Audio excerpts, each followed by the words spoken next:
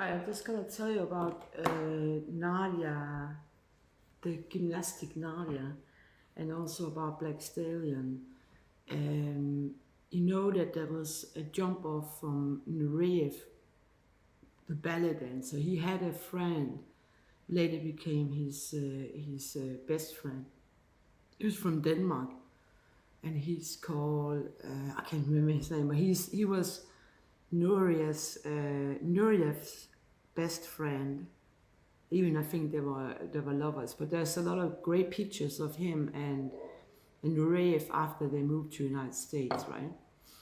And when I was a kid in a school in Ribe, which is south of Denmark, right? There was some problems there already at home and in school.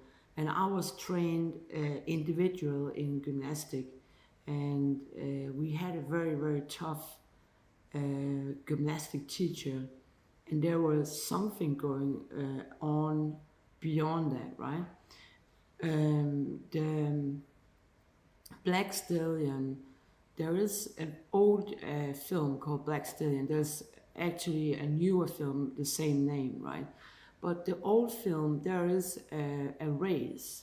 And if you look at the videos of that, or the trailers of that race, if you stop the videos, um, depending on which one you're seeing, but there is one trailer.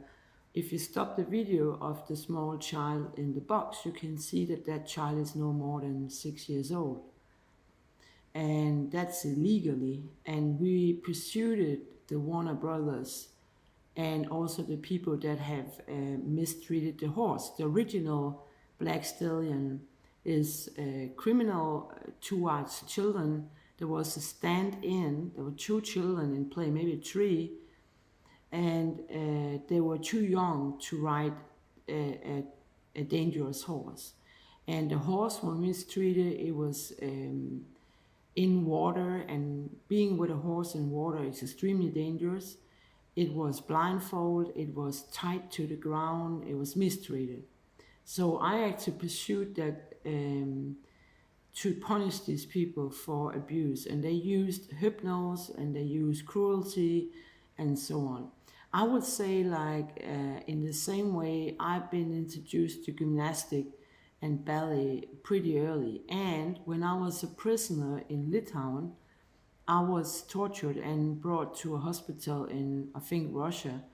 And there was a girl that I didn't recognize at first, but she is the competing gymnast that fell down and broke her neck in the lane, right?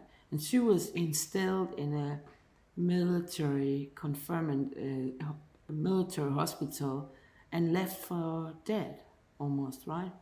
And I recognized her, maybe unconscious. And because I was in trouble and I couldn't go visit her, I was told to stay outside.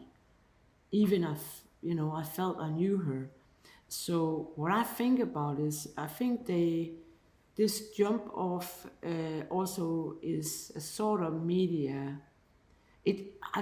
Honestly, I think some jump off, if I look at the army, and especially also about sport, it's not always that a jump off is welcome, because they think they're spies, number one. Number two, they weren't not invited. Um, Number three, that they might upset the country they came from. So some people jump off, and honestly, they get killed on the way or later. Another thing is that the only friend I think jump off really have is the media. But the media, as you know, is exploration.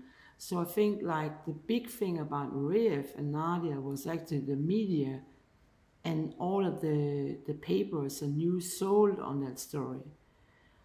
Whether Olympic game is trustworthy about doping and use of children in gymnastic and stand-in, and also in horse sport, I experienced that some horses might go into competition, not military, but they might, like, appear a year later in something else. So there will always be some kind of ID problems, doping problems, cruelty problems when you are at this high level.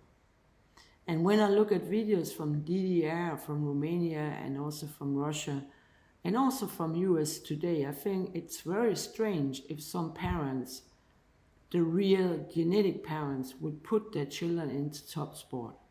So I think it's more likely that the state or the media, for to be exact, do have some children that nobody really cares about. And I would even say it might be the same in VIP circles, that VIPs might live a dangerous life in the state if you are a diplomat, a royal, or a famous star. Their children, their own genetic children, would be endangered sometimes, meaning that they might have their real children somewhere else, and the children they have in that position is not their own. So whether it was a sort of stand in and then explored and then disappear again, possible. But I think that if I look at pictures at world gymnastics and all of the accident they have, and also the starvation and the use of doping and even strange drugs that we don't normally connect to sport, that can be poison stuff, drugs that make you forget things, or manipulate your mind. So I actually think Olympic Games is not just sport. It's money, it's commercial, it's sensation. You always have some kind of accident. Lady, I was very touched by. There was a jumping horse that were really, really cruel ride he had. He was rushing through the jumping, and it died on the scene. VM or Olympic game, and looked actually a little bit like my pre-horse. And actually, I think it was so cruel watching that he was even, there were nobody trying to help the horse get the saddle off, giving it, you can't give first aid to horses. Nobody did anything. He was even standing with his whip in its face. And afterward, he didn't think he was wrong. He beat it through the jumping, and it didn't breathe for more minutes. I think it died from strangulation in a way. It didn't get air. So basically, I did a lot of sport: handball, sprint, fence running, 80-meter shooting, riding, swimming, running, dancing, gymnastics. I did a lot of sport. But I'm no longer a fan of Olympic Games and World Mastership, because I think it's a cruel game, especially for innocent children and horses and so on. And there's a lot of doping. There's a lot of grooming. There's a lot of sponsoring that make people feel they could become rich, but just for a short time, if you understand what I mean.